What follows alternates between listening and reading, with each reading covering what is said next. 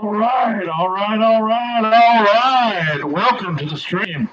Let's go ahead and see what we can get into. We're going to do a little bit of Art Bell Ghost to Ghost AM from 1994. Here you go.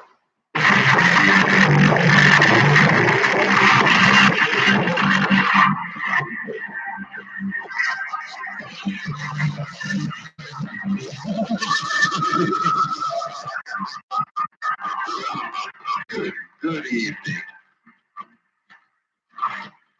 Welcome to another edition.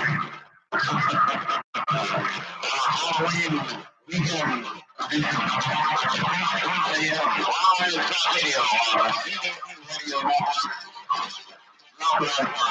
Living. And I like that. And it's good to be with you. This is the annual Halloween show. And this morning, this evening, whatever the case may be, we're going to talk about nothing but ghosts. Rather unlikely topics is perhaps this weekend, this particular upcoming day, on Halloween Eve. It's really dark out there. More discernible moon. They've illuminating stars. There's no light out there at all, and on this kind of night, of course, anything can happen. Now, when we do a ghost show, there are a couple of things I want to say before we get started. One, I take the subject seriously. Despite the opening laugh for you, I take this subject seriously, ladies and gentlemen, for a lot of reasons. I've heard too many stories. I've done too many programs of this nature not to treat it seriously. As you may know, over the last year, I have been fortunate in receiving from a number of people photographs of what purport to be, and certainly seem to be, apparitions, ghosts. Something, surely it is something, and I cannot tell you for sure that I know that there are ghosts, nor that I even understand for certain there's an afterlife. I don't know. I'm continually searching, and I want to know, and I suspect that mimics many of you out there. You want to know, and you're searching.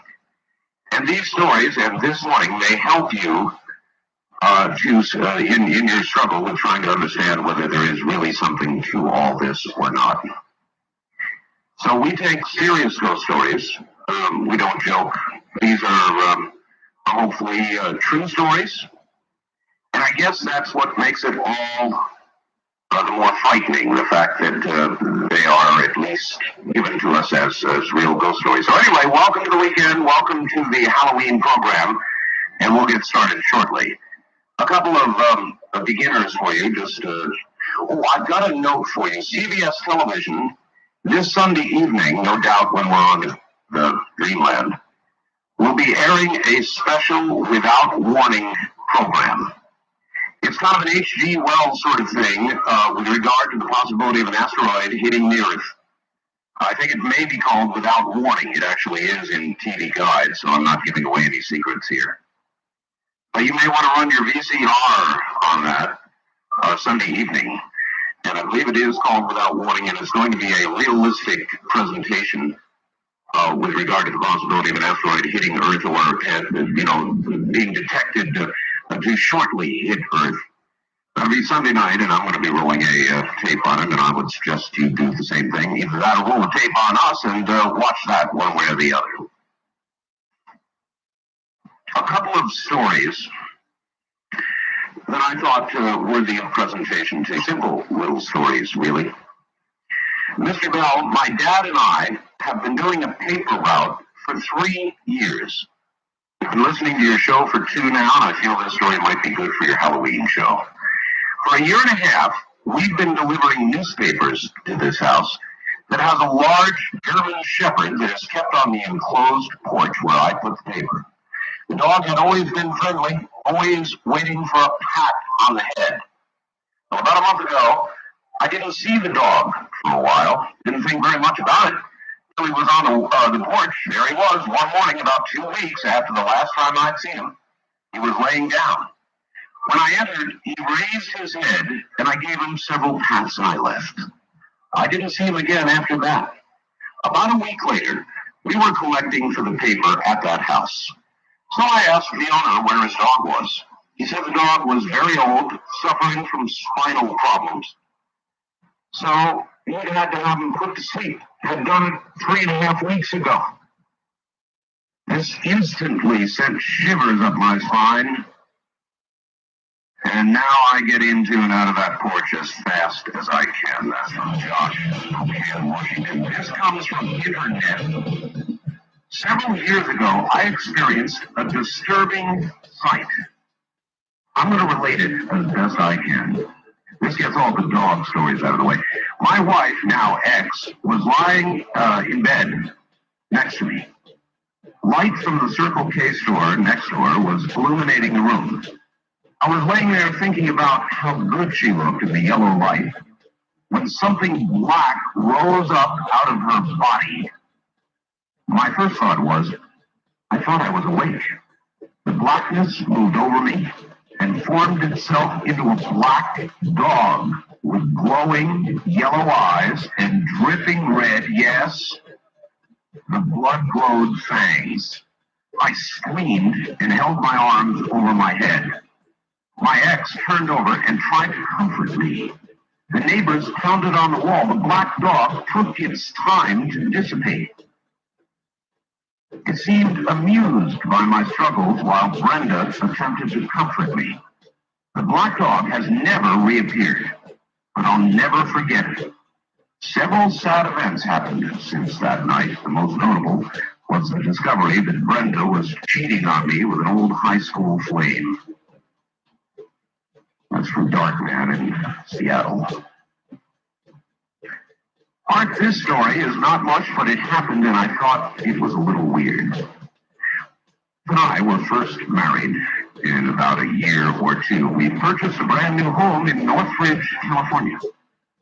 One night around 10 o'clock, my wife and I went to bed. I left the bathroom light on. Now my wife had on a violet-colored night clothing. She was sleeping on my left side. I was not dreaming. I was still awake, just thinking about things. Over at the bathroom door, it was open. I saw what I thought was my wife standing in the doorway of the bathroom, and I said, "What are you doing up?" My wife said, "Huh?" The image at the bathroom door immediately vanished. My wife was still on the bed next to me. Weird. Wasn't a dream. The image I saw was so vivid and real, I actually thought it was my wife.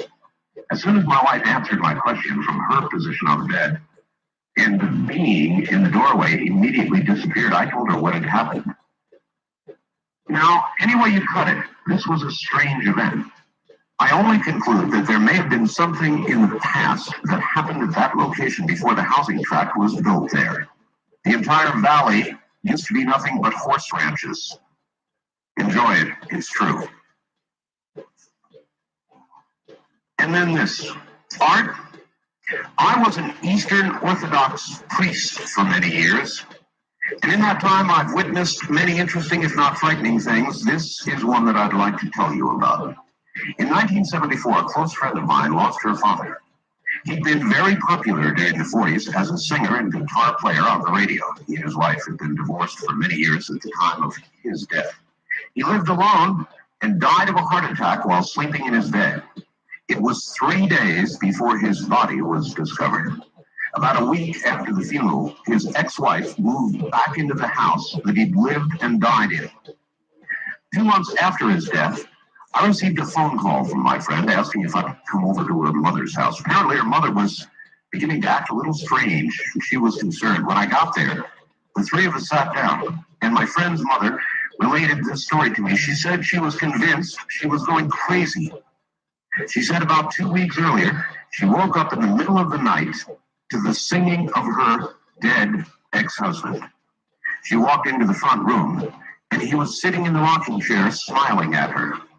She went back into the bedroom and spent the rest of the night with no sleep. She then told me after that, she'd be sitting in the front room, and for no reason it would feel like someone was grabbing or pinching her legs. after which welts would appear on her legs. Also, she continued to hear her dead husband singing every night. I told her I didn't think she was going crazy, having had some working knowledge of the rite of exorcism. I asked her if she'd feel better if I went through the house and blessed it. She said it certainly would make her feel better. I took out a small bottle of holy water and proceeded to go through the house room by room, beginning with the basement. Everything went fine. I saved the bedroom for last. Upon entering the bedroom, there was a noticeable temperature difference. It was very cold, and you could see your breath. The mother stood in the doorway, and as I threw the holy water around the room, the mother was thrown backwards out of the doorway into the hallway. When I asked her what was wrong, she said something in the legs, like something was trying to push her out of the way. I was a little skeptical until she pulled her pants legs up, and there they were, large red welts on both legs just above the knee. Not trying to make any claims as to what was going on in that house, but I can say that after I blessed the house, there was no further problem with visions or physical manifestations. Bit of a primer for you, and a couple of stories sent in. I have many, many more that have arrived by fax. If you have one and you'd like to fax it in, you're welcome to do so. My fax number is area code 702 727 8499. 702-727-8499. Now, this morning, that's all we're going to be doing is ghost stories. You're welcome to make a contribution. You're welcome to light a candle if you wish. And just sit there and get scared. And believe me, before this night is through, we will succeed in doing that. Probably will succeed in scaring myself. I've got my candle ready. Just a brief warning. If these sorts of stories, and some of them are going to be realistic, and some of them are going to be frightening, if they scare you, by all means, tune out. I'm sure there's lots of shows this morning dispensing the usual. And many of you, I understand, would be far more comforted with the usual. So you'll want to tune out about now. Because coming up shortly, the unexpected, possibly the frightening. And I don't really want to scare anybody who's not ready for it. I simply tell you, you will hear stories that I think will convince you, if you continue to listen, that there is a life that comes after. And occasionally, things seem to interrupt the normal flow of the soul after death. Whether it's unrequited love, whether it's a murder, whether it's an unexpected, untimely death, occasionally things seem to interrupt the flow of what ought to come after this life. And those are the stories you will hear this morning. Or in just a very few moments. All right. Here are the telephone numbers. And remember this evening, nothing but ghost stories. If you have one for us, by all means, pick up the telephone. If you're a first-time caller to the program, the number is area code 702 727-1222. 702-727-1222. The wildcard direct lines, area code 702-727-1295. 702-727-1295. And then finally, if you're east of the Great Rocky Mountains, the number is 1-800-618-8255. 1-800-618-8255. And now, ladies and gentlemen, to the phones. On the wildcard line, you are on the air. Good evening. Good evening, Alex. Hello. How are you? I'm just fine. Do you have a ghost story?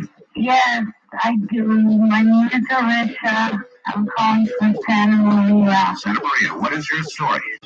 Well, when we purchased our house, we could not move in initially because one lady died.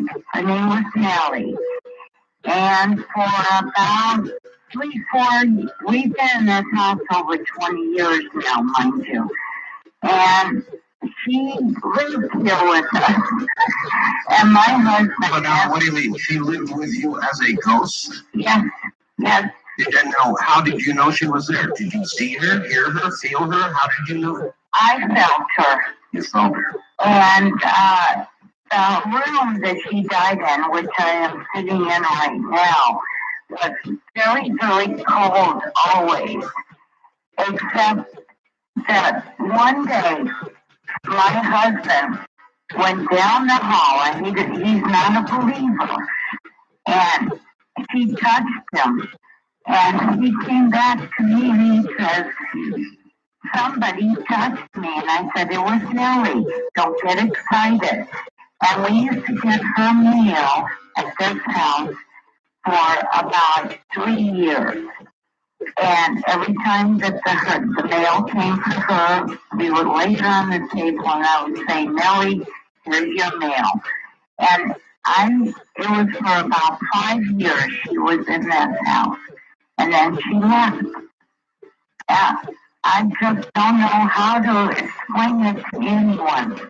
Well, you don't have to, ma'am. Thank you very much for the call. She left. In other words, you stopped sensing the presence. No, of course. And it really doesn't matter, does it? Areas that are affected by the presence of what seems to be left of that human spirit are frequently the areas that that person was killed in, died in.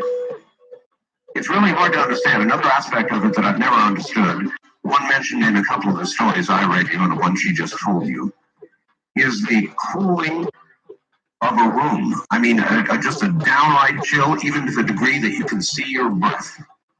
It's not unusual to hear that. I don't understand exactly why it would be, but it does seem to trail with these stories. On the Wildcard line, you are on the air. Good evening. Good evening, guys. Andrea in Vista, California. Welcome to the program. Okay, what happened was I was sleeping in this mobile home in a twin bed, and about 3 o'clock in the morning, I suddenly awakened, but my eyes were still closed, and I sensed kind of an energy down at my feet. Down at your feet? Yeah, down at my feet, and I felt it was very bizarre. I didn't move, my eyes were still closed. It was a kind of a positive feeling. I wasn't afraid of it, but I started. I felt this energy kind of moving, kind of up my head. I close to my head, and I went about right up to my arm, and I had a leg. The first thing that I thought, I thought, if everyone was warm or good,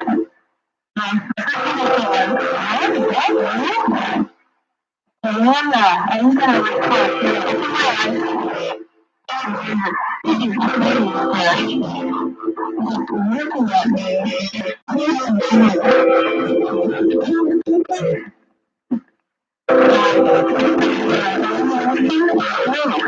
What I saw.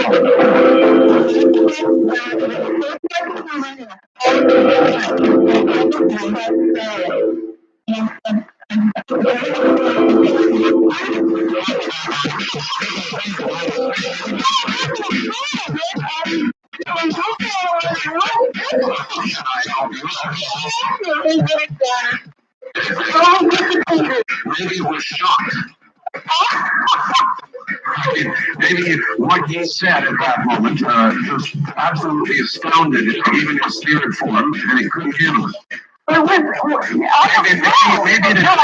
Maybe it had been wandering the aisles of large discount stores now for months when nobody ever asked him about anything like that. Oh my God, I never told you that. a friend, and he just didn't believe me. And, oh. Well, I believe you. Thank you. All right. May I help you? All right, well, it is just the very beginning. And you're connected with the Halloween weekend show. The annual event on Coast to Coast AM. I'm Mark Bell.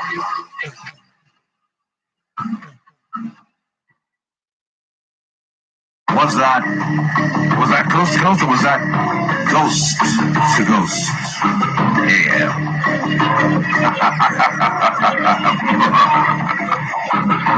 Welcome, everybody. This is Halloween weekend. And we're telling ghost stories. If you have one, join us. If you don't have one, sit back, light a candle, turn the lights down, and prepare yourself. We're going to do a little commercial continuity here and get it done so we can go roaring through without interruption.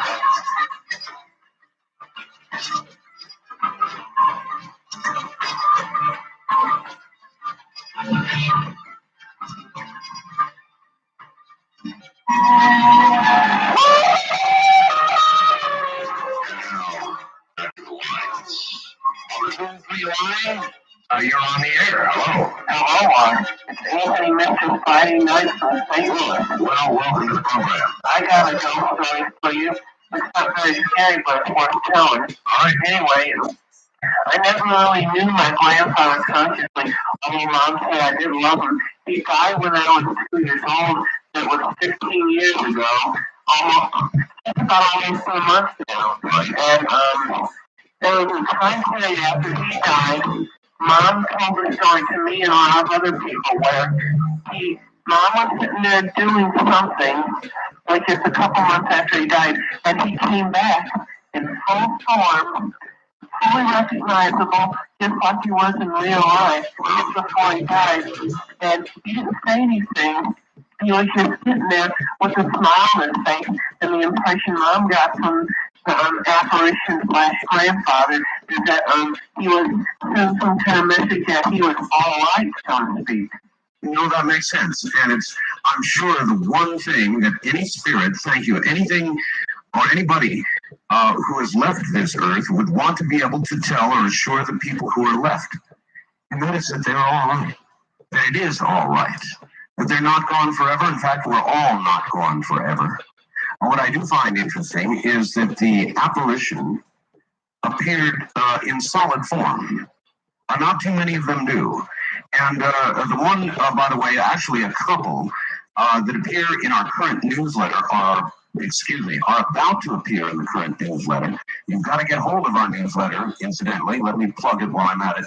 It's got the ghost photograph in it. And I may read you the letter that is connected to that ghost photograph. It is very good.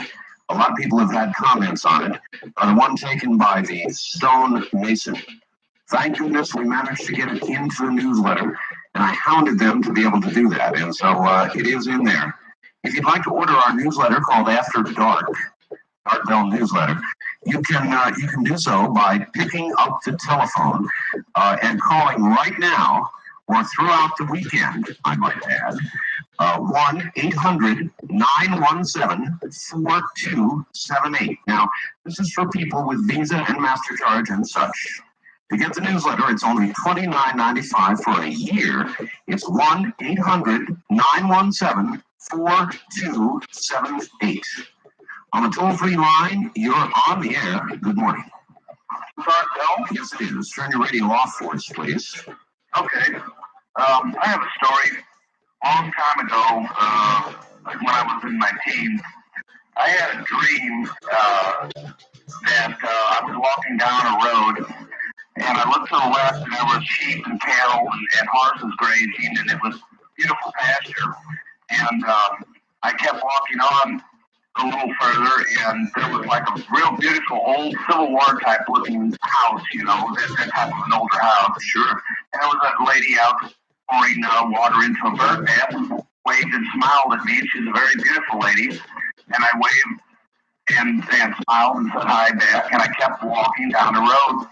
There was a white picket fence, As I walked down the road, the trees kind of made an arch. And as I walked through the arch, the tree, not a perfect arch, but just kind of an arch, I woke up and I felt pure pleasure. I just felt great. And I got up, I smoked a quarter of a cigarette, and got a drink of water, went back to bed. Right. And I was walking down, and in this dream, the same night, I'm dreaming, I'm walking down this road, I'm feeling very uncomfortable. And all of a sudden, I notice I look to the left, and there's that same sloping pasture, and I noticed a sheep first in a long, tall, very unruly pasture. The sheep is laying there. You can see its body deteriorated. You can see the cattle on the horse is dead. And as I walked to what was a pretty picket fence, it was just unmaintained and paint peeling off it. And the house was in shambles. And I saw a man chasing a woman with an axe that looks like an axe on the back of a dime. Yes. And hit her in the head. And then she screams as he's hitting her. I didn't see her hit her, just saw her chasing her through an open window without a screen. And then she comes back, and you can see her just kind of walking almost zombie-like. And she had the same axe in her hand with blood coming out of her head. This was the same woman I saw before, only she was a little more aged, like she'd be about 60 or so. And then you heard the guy scream, and you heard a thud, and I hurriedly walked down and started walking through these trees that were completely, at this time, they were like barren, almost like fall, but it was because of death, not fall. And I woke up, my heart was beating the whole 9 yards. Well, about 6 months later, my cousin and a friend of ours, we were driving along. We were outside of St. Louis Airport. This is when it was very much undeveloped. And I felt a strange feeling. And I said, hey, pull into this driveway. The whole thing was a shambles. We pulled in, got out of his Jeep, started walking up towards the so-called remnants of the house where it was like half empty down and the roof was like down on the ground. Yes. We all started getting bad vibes. And as we walked closer up to it, we noticed that the place in front of where that window was that I saw that axe thing committed, there was like like the thorn tree they used to crucify Jesus Christ, the thorn they put around his head. And you could almost feel something surrounding us. And we never said a word to each other. We just looked at each other and we slowly started walking towards the Jeep. All of a sudden, we found ourselves at a very fast pace towards the Jeep. Next thing we knew, we were in the Jeep, and it didn't want to fire up. I closed it in a neutral. My buddy got out, kind of pushed it. We popped the clutch and fired up. We left the place ASAP. And say it was when we got up to the big boys, and of course, big boys' hamburgers aren't anymore. Right. We shut down the vehicle and fired right back up. And we never did return to the place, but it seems like that was a very strange situation. It was, and possibly, what do you think your dream was then? Do you think that it was sort of a foretelling of what occurred there? We've analyzed it over the years. I'll speak for my cousin and not bother myself. But my cousin is very, very, very, very high up at AT&T, and he's a very intelligent man, and we sat and talked about this. And the one proposal we came up with years ago that had something to do with the one thing we could come up with, the dream happened to me, but everything happened that way. The only thing we could come up with that we could all agree on that maybe cause of it was what's going on in America economically today. Economically today. Yes, isn't that strange and something like that? And I have one more thing real quick. Well, our current economic situation is a little like an axe in the head. Sir, we're very short on time, so if it's very quick. Okay, when my dad died, my mom started going into she just started deteriorating physically and weight and bags under the eyes and black eyes. And I was down at the place that I was working, a buddy of mine owned, and I was standing there, and all of a sudden I felt his presence. And I said, Dad, don't take Mom. Just go. She'll be with you later. The family needs her too much. And it was only about a couple days after that she started improving. That was a very strange thing as well. Thank you very much for the call from, I believe, the St. Louis area. Well, it does bring up, though, another topic. And that was feeling of a presence. Now, how much I can say I have had. There have been a few times during my life when I have felt distinctly a presence. And I don't recall that it particularly scared me, but I was absolutely aware of it. And I'm sure that it may have happened. Well, I shouldn't say I'm sure, but I would bet that it's happened to many of you. And you can feel human beings, much like animals, I believe, have an instinctual sense about them. As you can sense somebody's actual physical presence in a room, I believe that the sensitives among us can feel the presence of other things and beings nearby. Does that make sense? It always has to me. And I don't think it's anything all that deep. I think it's just a purely instinctual thing that human beings have and have always had. Some are able to feel it now and use it now. Many are not, because of the noise of modern civilization. It tends to blot out these more obscure, but I believe real feelings. On the wildcard line, you are on the air. Let me turn off my radio. Thank you. Yes, remember to do that, everybody, with the delay system here. It's very confusing. Yes, have you ever heard about going into a mirror and like saying a word like any code or like Bloody Mary? Or Candyman? Well, not that, but I've done it before. Well, I have heard, sir, that people have had very strange experiences with mirrors. What is yours? Well, I did it like around 12 o'clock out. I think it was when I was in 7th grade, and I'm a little bit nervous. It's all right. You in 7th grade, you looked into a mirror and did what? Well, I turned out all the lights. That's what you're supposed to do, and I locked the door. Yes. It was late at night, so everything was quiet in the house because that's how it has to be. And I went and I turned in a circle once, and I stared at the mirror and said Bloody Mary. Then I closed my eyes and turned around to the circle again and said Bloody Mary.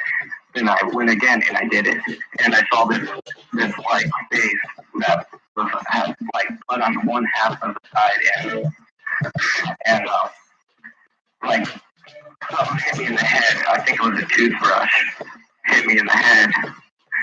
I saw it laying on the ground and I didn't see it before. And I've had other friends who said that they've had scratches from doing that. And I've had a friend in the 7th grade who I was a really good friend with named... No, don't give me the person's name. Well, not her full name. And she's related to Bloody Mary, the Queen of Scots, you know. All right, sir, thank you. I have heard about this before. Maybe some of the rest of you know something about it. But there is something about mirrors. And I believe there is something about, in effect, inviting something to appear. And it may not matter the words that you use. But if you, in effect, put yourself in a mood of being receptive to this sort of thing, and then you exercise some sort of ritual, in this case, the use of a mirror, you may in fact be inviting something in that you may be sorry you invited in. Just a word to the wise. On the wildcard line, you're on the air. Good evening. Okay, I'm calling Selena. Hi. This happened whenever I was about 7 years old. My dad had already been married about a year. His wife started dabbling into the occult, but I didn't know what the occult was. So we were going to church, and of course my brother, he went up to the altar and committed himself to Jesus Christ. And I didn't, because I didn't understand it. But once I decided to do this, I had said my prayers, and I told the Lord that Sunday morning I'm going to commit myself to you. And, so that happened on a Friday. And so I was real excited about going to church because I was going to do this thing. And I went to bed. And later on that night, I have no idea what time it was, my door was open. It was always open. My parents' door is closed because they don't want, the story to wake us up. Yes. And I woke up and there was a bull standing in front of my door. It was a demon, and it was in a shape of a bull. It was about 4.5 feet tall. And I looked at it, and I just said, God, I don't know what it is, and help me go to sleep. And if I don't move, then maybe it will hurt me. Well, then I had this really strange dream, and it was very unrelated to what was being said of me. So I dreamt a certain dream, and when I woke up, that bull was still standing there, had horns and everything. And I thought, no, it's not going away. I was thinking this, and all of a sudden it disappeared, and it had attacked me. I was struggling in bed. I was trying to scream, and the worst thing you can do is you're screaming and nothing comes out of you. I couldn't breathe. I felt like I was being smothered. I understand that feeling. You are screaming internally, but nothing will come out. And I was thinking, what am I to do? What am I to do? I'm going to die. It's going to kill me. And sure enough, I said, okay, God, you're going to have to take it away. Because I can't do anything. I'm going to die, and I don't want to die. And so it let go, it dissipated, it never showed up again. When that thing let go, it ran out of the room, and it left. I just screamed, holy bloody murder, and my dad comes running in here and seeing what's going on.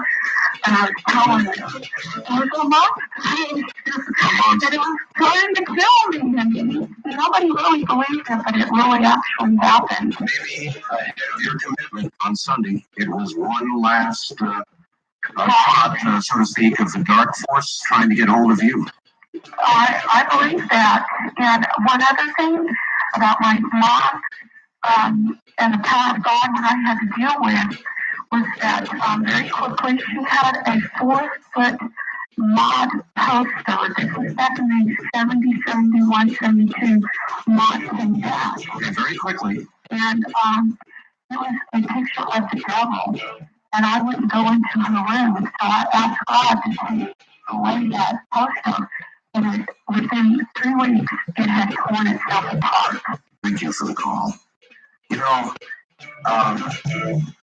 there is good in this world, if there is God, if there is a presence, a creator presence, then it would certainly make sense that there would be an opposite force.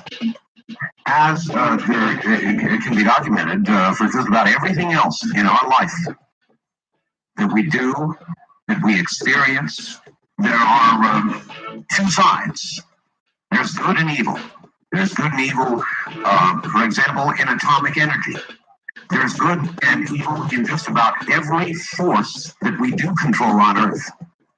So, with the assumption of a creator, a God, a good, I think it's not too much of a leap to understand there is an opposite force, the one we talked of this morning.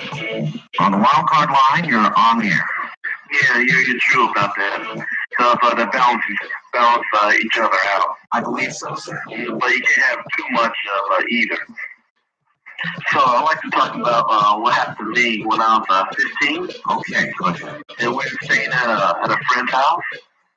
Me and my mom were staying at a friend's house. Yeah. For a little while. Right. So we find a new place to live. Yes, where? By the way, I'm in Long Beach. Long Beach, all right. Okay, and see, certain times a year, this is certain times of year, put in Broadway and Long Beach and everything. It's like a vortex. A vortex. Yeah, it's like a vortex. Certain things come through. Basically it's like a main doorway. A main hallway. You find different things. Like one time, my mother, seemed like a little man crawling on her arm. She woke up on her arm. Yeah, on her arm. All silver. They looked like deep footprints. She woke us up to see these little footprints on her arm. Realized, and I looked down and said, yeah, they're footprints, Ma. Yeah, you figure she's joking. We'll take a sleep. And I estimate you probably weighed around 40 pounds for such deep footprints. On her arm. It actually left footprints on her arm. Yeah, left footprints on her arm. Wow. All right, thank you. Very, very small distinction. This is the Halloween weekend show from Ghost to Ghost AM.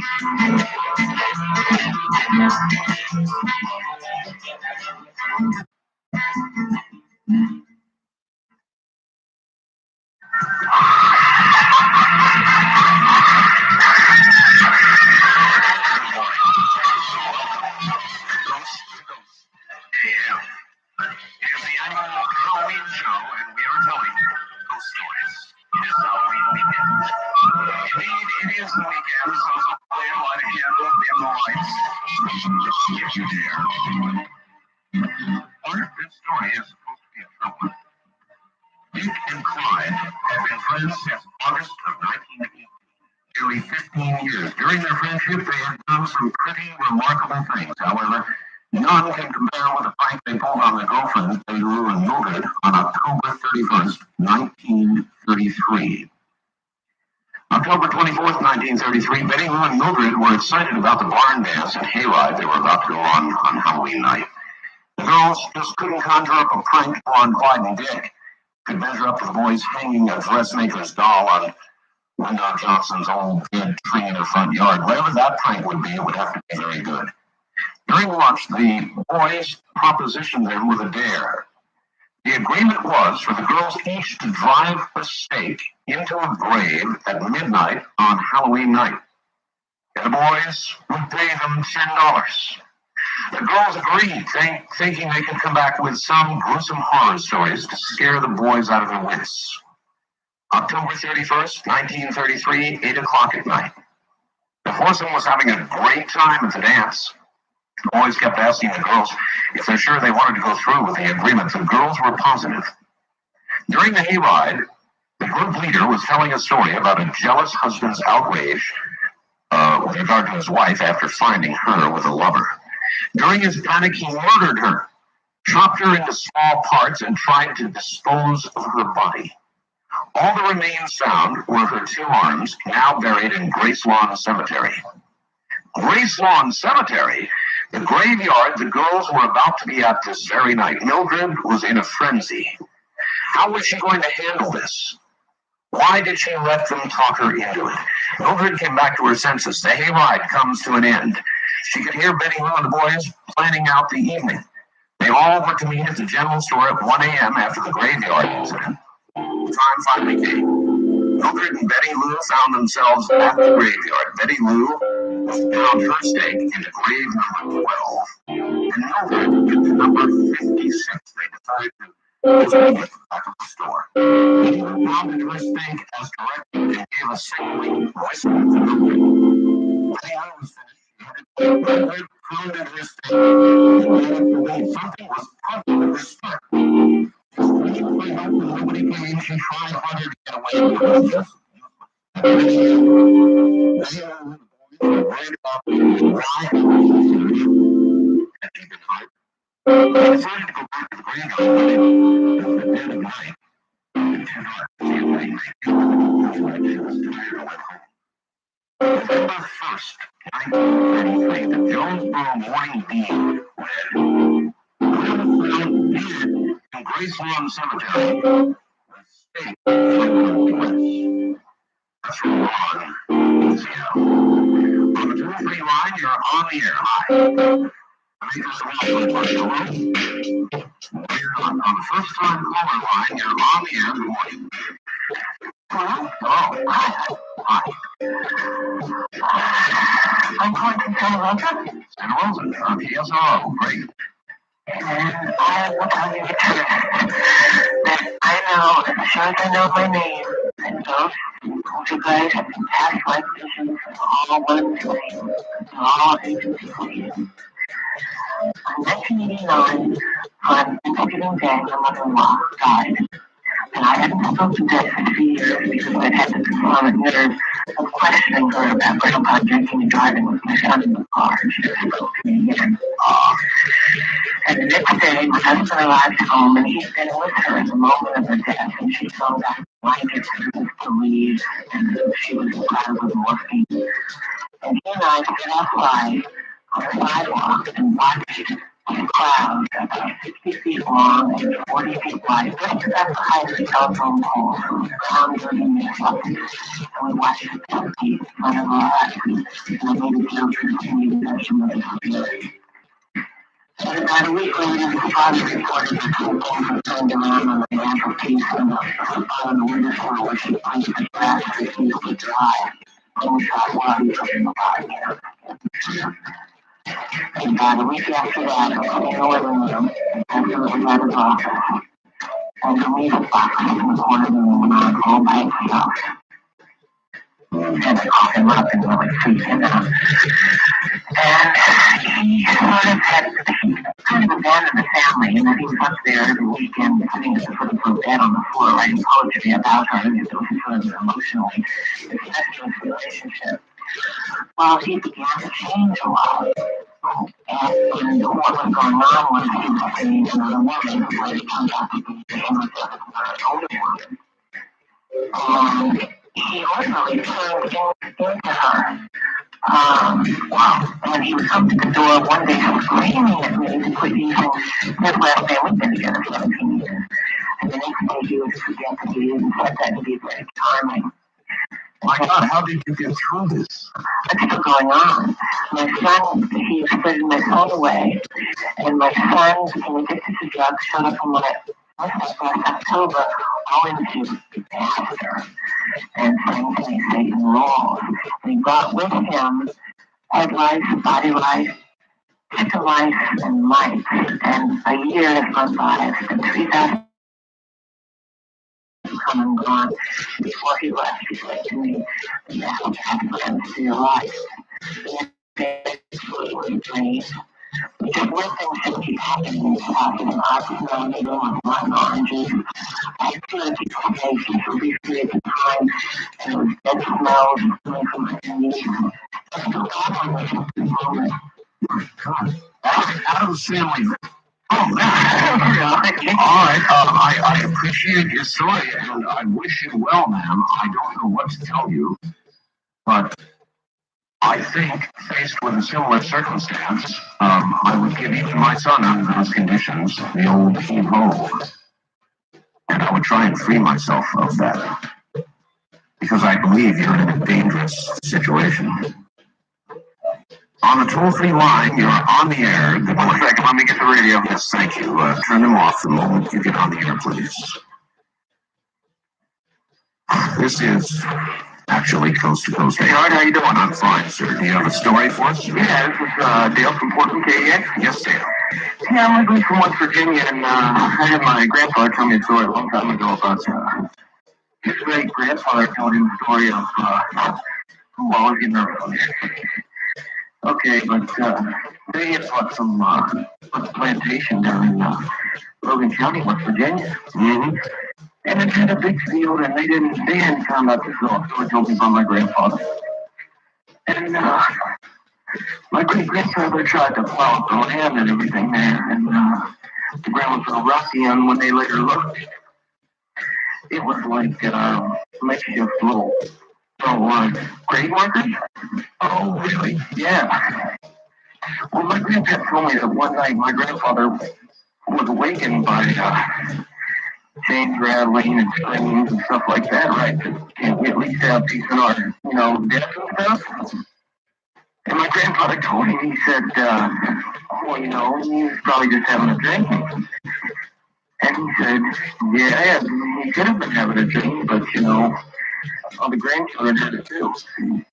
So I kind of freaked out by that story, so. I can imagine. Did he ever continue to try to plow that land? No, they discontinued plowing that land. I can imagine. I can imagine I would have too. Thank you very much for the call. I wonder why spirits, or those who have left, are in any way at all attached to or concerned with their prior physical bodies. Or maybe it would be true that a spirit would be still attached to, thinking about their physical body. I don't know.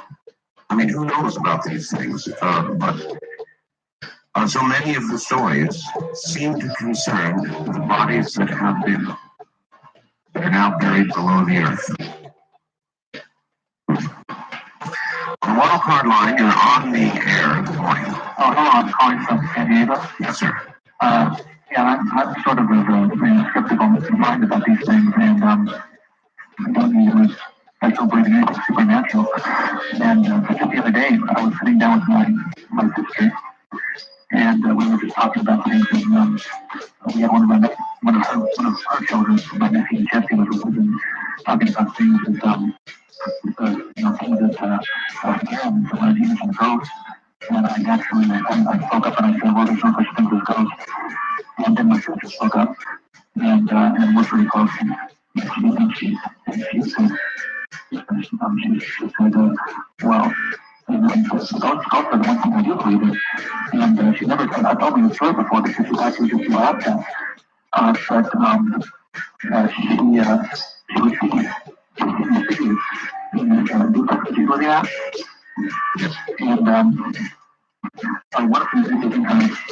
And one of his children's bedrooms, his son Casey, 7 years old, and you see this figure in there, and the first couple of times he would think it was Casey, and she would look in there and saw this small child dressed in sort of with a straight hat and suspenders, and sitting on the floor playing, and she went into to look into a doorway and said, Casey? And then Casey would say, what, Mommy? Or they would be making the kitchen in the living room down the hallway, in the other side of the house. And she turned around and looked in there to Casey, and then she would look back and the figure would be gone. And she's also seen one other figure in the hallway. She had her bedroom right off the hall, and she used the door open most of the time. And I would see this figure, like if she was reading a book in bed or whatever, and she would just look out of the corner of her eye and see this man with a dark beard, and then she would look up and see the front empty, and then it would just sit with her. Do you have any idea what these entities are? I have no idea.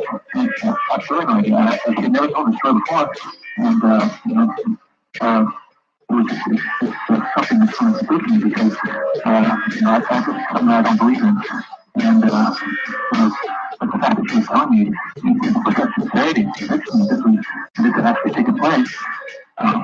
What do you fancy, sir, happens to us after we die? Well, my normal belief is simply, I'm sort of based on a rational,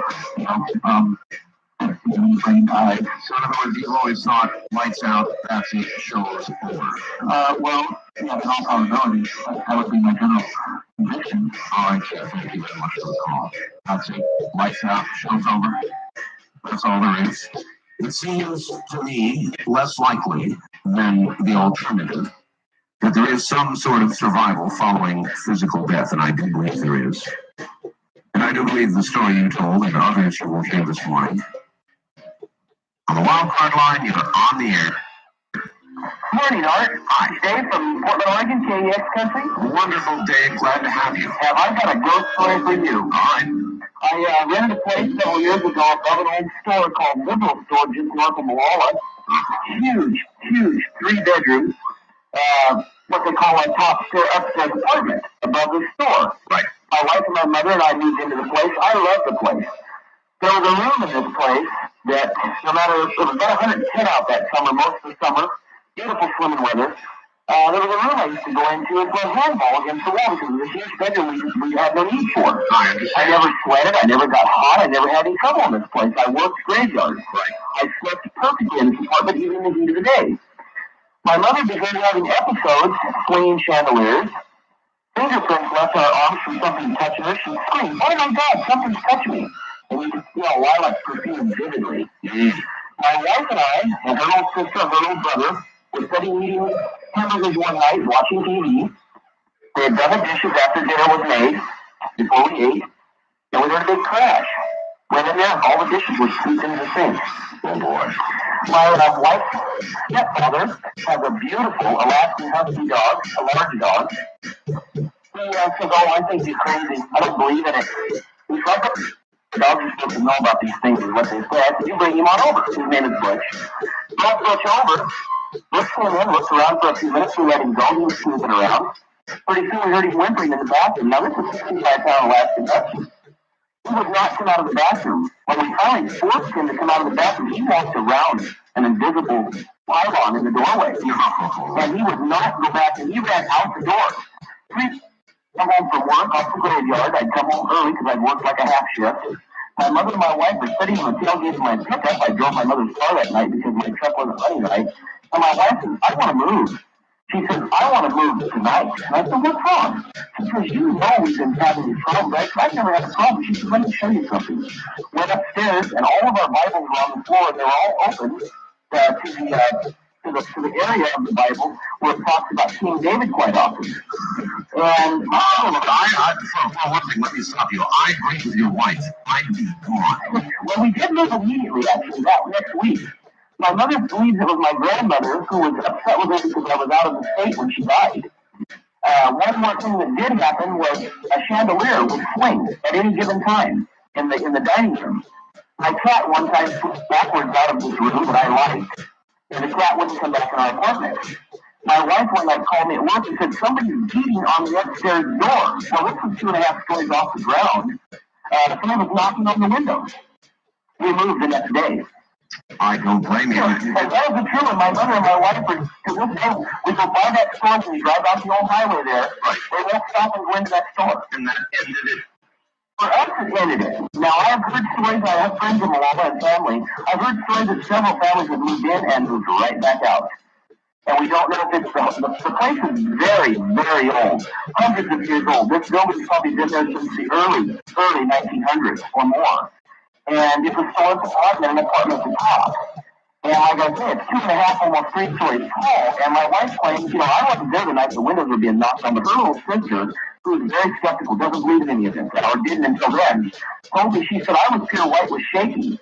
Pure white, I couldn't stand to stay there because something was knocking on all the windows and was knocking on the upstairs door. We had 2 doors. A downstairs door that led to the outside. You came up a long stair corridor. And you really did it. You really moved. Yes, we did. Do you swear to us this is a true story? Honest to God, I swear to you, my wife is in bed and listening on the radio to hear me tell the story. She's the one that wanted me to call. My mother's standing here looking at me with a funny look on her face. It's an honest and true story. I've had friends come to my house. Her little brother came and spent the night. Prove it to me. Get your wife. Okay. Yeah. I'll tell you what. Now hold on. Now I'm coming up to a break here. All right. Okay. And so what I'm going to do is break. You won't hear anything on the line during the time that we're gone. But don't worry. We'll come back to you right after the break. How's Okay. that? We'll be waiting. All right. Good. Stand by. Stay right there. And this is the best example of what I was telling you about. If this kind of thing scares you unreasonably, then my suggestion is to tune out because it sounds like it's well underway. This is Coast to Coast AM.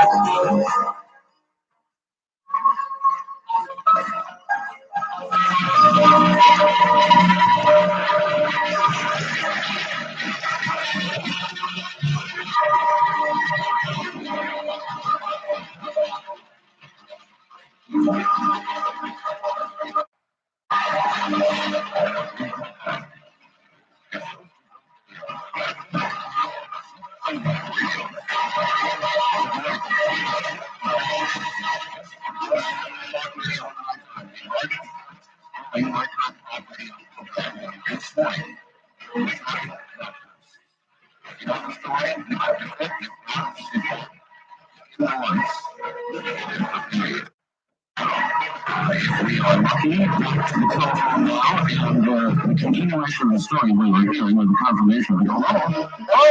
Yes, sir. Yes. I'm back. You're back. And Okay. my wife is sitting here, we were discussing this, and she says, well, I was skeptic until this happened. I didn't believe until today. Now she's here to tell you about it. All right. Yes. All right. Hello. Hi there. I swear this story is true, I swear. It is true. Yep, I never ever believed in anything like this before. It was so bizarre. And you are the one who said, that's it, folks, we're out of here. Yep, I refused to go back. We went and stayed with relatives till we could move. I refused to spend another night there. Wow. I need to go back. Well, I must say, I am with you, and I would have been the person first saying, we're out of here. Yeah, well, it happened for like 2 weeks before any of us ever mentioned it to each other. We'd all been having like little episodes separately. And then me and my mother were sitting there one night, and I said, what's going on? And this cabinet door was opening and closing in the kitchen. Oh, boy. And that's when we discussed with each other and said, we think we're living through the ghost. Mm-hmm. Well, I can imagine that would occur, that everybody would have little things that would occur to them, and you kind of dismiss them, or... Well, yeah, because you don't want to believe it. You don't want to never want to believe it. That's right. So then you start putting it all together, and you... And it is. It's too much for it happening. All right, look, I appreciate your confirmation. It's really kind of you to come on the phone, and thank you both. Thank your husband for me. Okay, thank you. Take care. There you are, folks. That's me. I think I would have left. I on the one hand, I would like to have the experience. I would like to experience something that I would definitely call an apparition, something that would confirm for me the afterlife. But on the other hand, it would scare the pants off me, and I think I'd be out of there as quickly as possible. On the first-time caller line, good morning. You are on the air. Yeah, I'm calling from Overland Park, Kansas. Overland Park, Kansas, on a portable telephone. Yeah, sorry about that. A really strange story that happened to me. I'm 22 years old now. I was between 14 years old. True story. I was in my parents' house, which we had built. We lived there before. And my parents had gone on a walk for the evening with my brothers and sisters, and I was sitting at home. And I remember it was a Thursday night. So I was watching Simon Simon. I watched the TV, and I just got a feeling of disorientation around me. It was really strange. And there were plants hanging above the television set. And I looked up, and the thing distracted me, and it was like if you would see, it's like almost an invisible fake shape going through the plants. Okay, just an invisible shape going through the plants? Yeah, and it's the only way I can explain it is you mean as though you could see the plants moving aside for something that was moving in them? It was as if inside the little shapes that was moving, it was like a swirled, clear color. You could tell something was there moving really fast and it's just gone. I understand. And I just got a really odd feeling, disorientation around me, and I'm looking around, just turning around, looking around, having this odd feeling. I turn back and look behind me down the hall, and down the hall, there's a figure standing there. Just as plain as day, nothing you could see through, just solid, and it was not facing it, facing a different direction down a different hall. And again, people are just thinking, just talking about this, but this figure was standing about 6'5", 7 feet tall. I couldn't tell, it didn't look like anything was touching the ground, and it was a white figure. The head of this figure was like almost like a knight in armor helmet. Oh, that's weird. It was completely white, and just a shiny white, and the helmet came down around his chest, and there's a white robe hanging down off of the helmet, and it went down almost to the floor. I don't know if it's before. It was just all of the white robe with the helmet, and it was facing different direction. And as I sat there and stared at it and just could not move, it slowly turned towards me. Just pivoting, no leg movement or anything, just moving towards me, just not moving towards me, but just turning towards me. And as it faced me, I was just so scared. I closed my eyes, opened my eyes, and it was gone. And now I'm curious, at that moment, you closed your eyes and opened them and it was gone. A lot of people would say to themselves, that means I was imagining it. Right. Well, nothing like that had ever happened to me before. No traumas in my life to do anything like that. And when it turned me, it fully, a matter of 5 or 7 seconds as it turned, I was watching it turn towards me. And it just wasn't, it was gone, and I just sat there, curled right next to the TV until my parents came over. It just got dark, and I just sat there for, 20 minutes or so, just not moving, just shaking. I do understand, sir. When this occurred, did you have a feeling of evil or fright, or how would you describe your emotions? There's no evil. My emotions were just, I don't know what was happening, and there's just a feeling around me, just a tingling feeling, just like, what is going on? Nothing's ever happened to me, like that in this house before, and it seems like noise before. I've never heard a story like that before. Well, a young lady called earlier and said too scared to scream, to actually make noise. Yeah, I can understand that. It's just a feeling of awe. It's just like, you don't think about it when it's happening at all. You don't think about it until it's over with, and then it's just frightening. I appreciate your story, thank you. It was a Sunday night. I worked the graveyard shift and got done getting ready for work a little early. Since I had about a half hour to kill, I sat down, put on the headphones to listen to the stereo. As I relaxed, I got that eerie feeling that someone was watching me. Couldn't resist the feeling, so I turned around and saw someone run down the hall. I knew my roommate was out for the night, but thought, well, maybe he'd come home and was playing a trick on me. Went down the hall, turned on all the lights, called out to him, no response. Okay, my mind is playing tricks on me. So I sat down and put the headphones back on. I started getting that strange feeling again that someone was watching me. This time I turned around quickly and again saw someone run back down the hall. At this point I was getting scared. I ran out of the apartment, went to work. Later called my roommate, told him what happened. He told me I was cracked. The next day seemed fairly normal. I went to bed around noon. About 7 that night, I was awakened by the sound of crying. It was dark in my room, but I could see the living room light from under the door. I thought to myself, my roommate and his girlfriend had gotten into a fight. I laid there for a while, and the crying continued. The more I listened, I could tell that the crying wasn't coming from the living room. So I sat up in bed. And there was a girl sitting on the chair in my bedroom. She was about 16 years old, wearing a blue dress from the late 1800s, long blonde hair, and crying. When I asked her who she was and what was wrong, she looked at me with a frightened look, stood up, and disappeared right into the wall. I came running out of the bedroom. My roommate was sitting quietly watching TV. I told him what had just happened. He, of course, didn't see or hear any of it. Didn't believe me. Never saw the girl again. Say, I have no explanation as to what happened. That's from Pat in Scottsdale, Arizona. Listening to KFYI. Thanks, Pat. Say, hair curler. On the toll-free line, you're on the air. Good morning. Good morning, Mark. Yes, sir. Where are you calling from? I'm listening off of San Antonio, WOAR. Yes, sir. And where are you? Well, I'm in Denver. I can't listen that late on Sundays here. No, I understand. Go right ahead. Okay. Well, I don't know how scary this is, but it's true.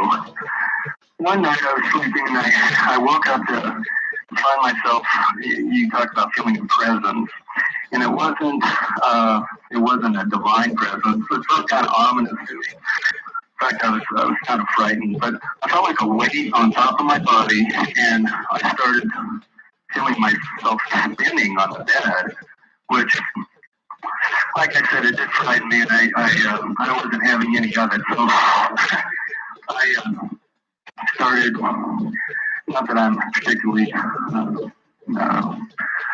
well, I am religious, but anyway, I started reciting the Lord's Prayer, but it wasn't having any effect. And I said to myself, well, geez, a lot of good this does, And oh, ye of little faith. To say, in other words, you tried the Lord's Prayer once, and when the weight was still... No, I was repeating it over again in my head. Okay.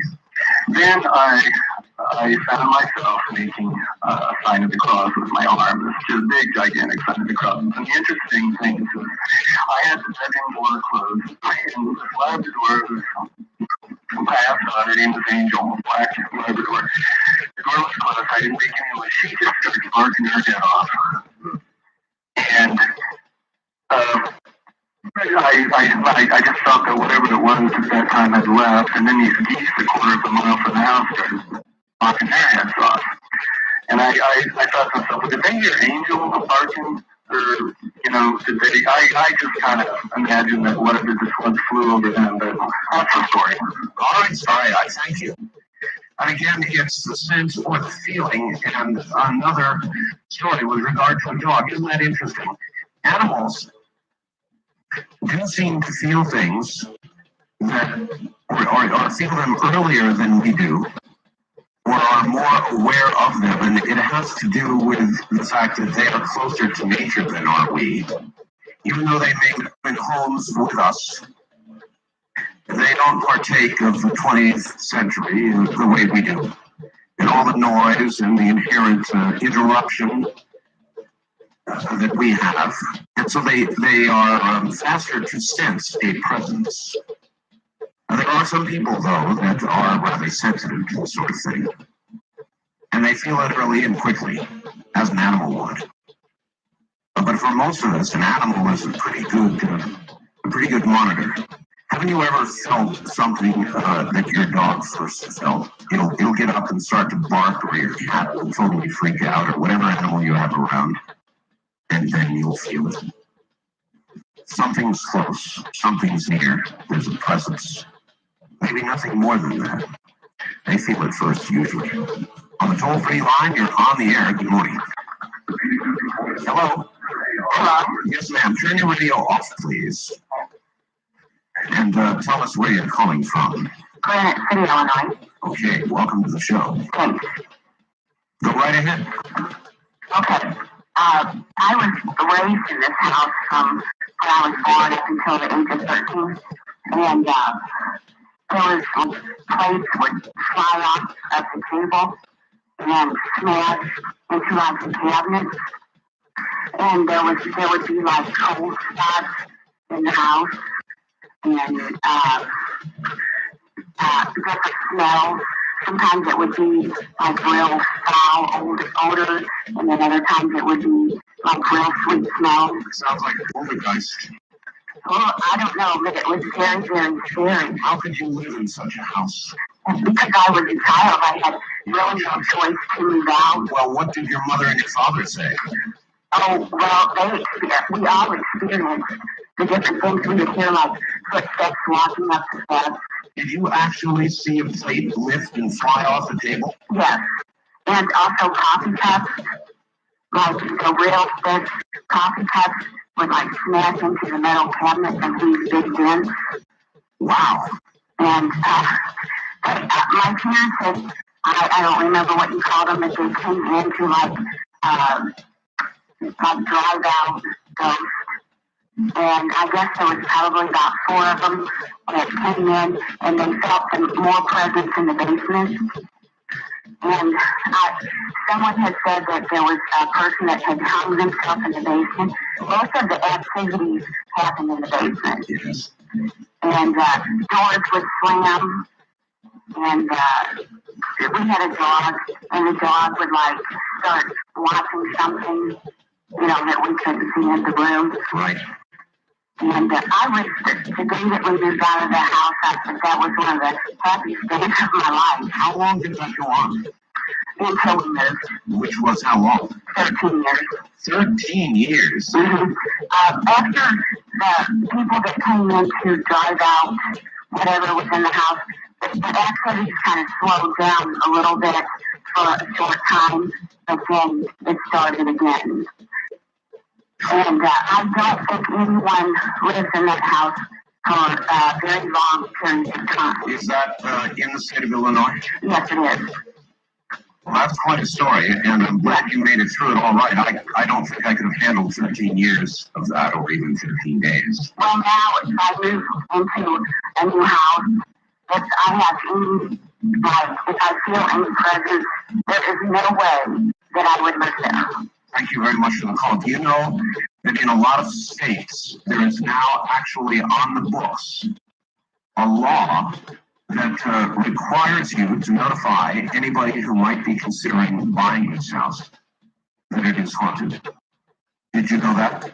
There is actually a law of that sort, and there have been court cases that people have won because there was not notification given of a haunting. Can you imagine living with that for 13 years?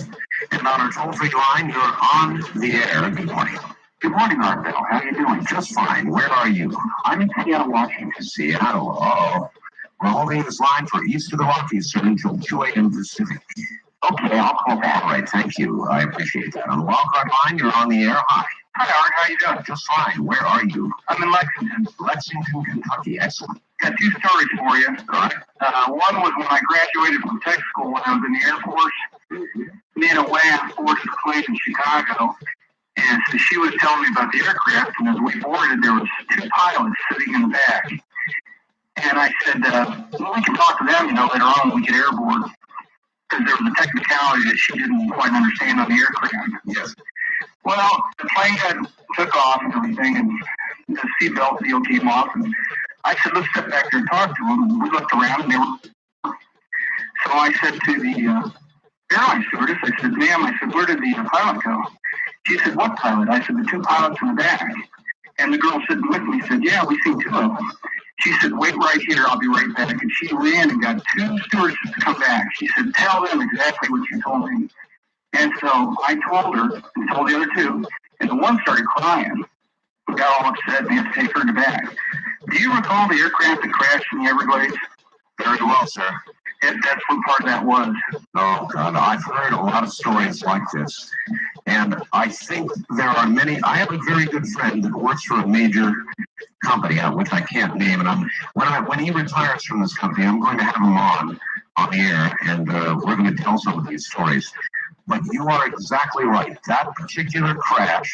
I think it was Flight 401, wasn't it? 401 or 409. They were chalky white-looking individuals, but they look solid. Listen to me. I'm telling you, I've heard privately told, not for attribution, stories just like the one you're telling me right now, and it's going on to this day. Aircraft are haunted. Oh, okay.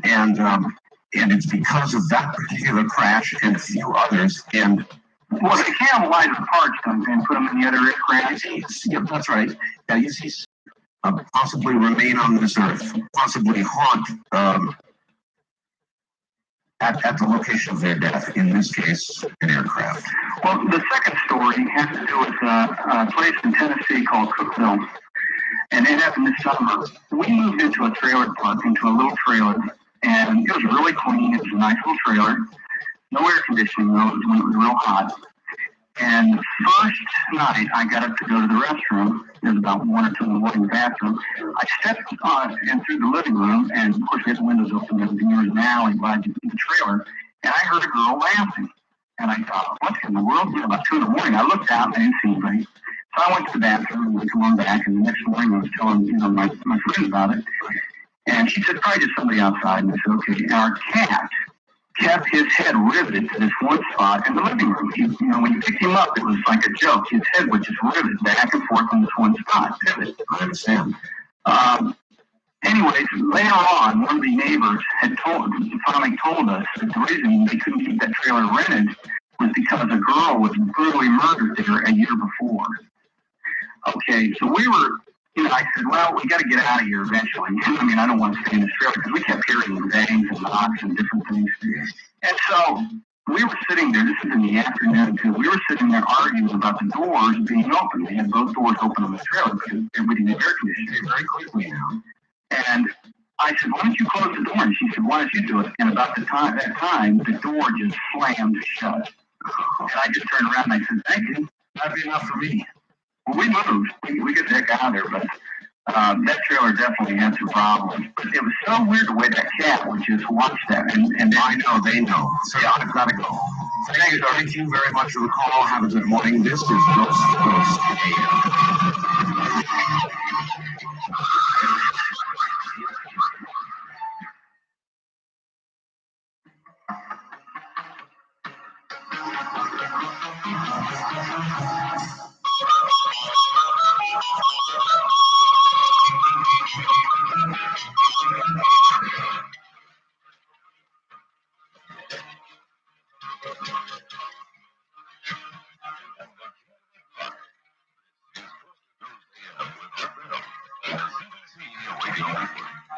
AM. Good morning.